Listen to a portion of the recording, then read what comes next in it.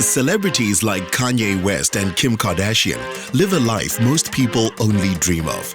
They define success and influence our lifestyles, aspirations, and ultimately our spending habits.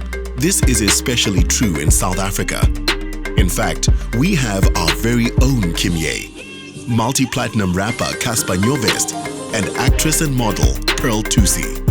They have millions of fans that follow their five-star lives on social media, and they're famous for displaying a life of excess and luxury.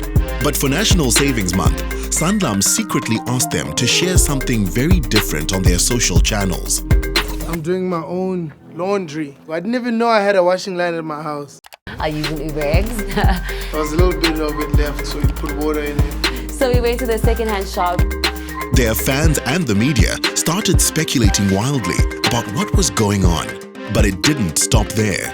We persuaded Cosmopolitan to put Pearl on their front cover in a dress made from the cheapest material we could find, a sack.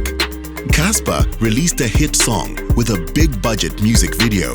Or was it? It's just like comical. It's like mocking, people pimping. The song went double platinum.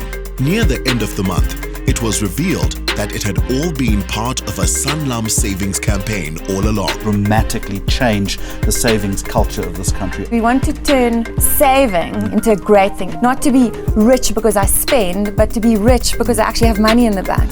The campaign confronted one of South Africa's biggest problems, our addiction to conspicuous spending, fueled by celebrity lifestyles on social media. Except this time, those very celebrities helped us to educate everyone about the importance of spending less and saving more. What you spend doesn't define you. You define you.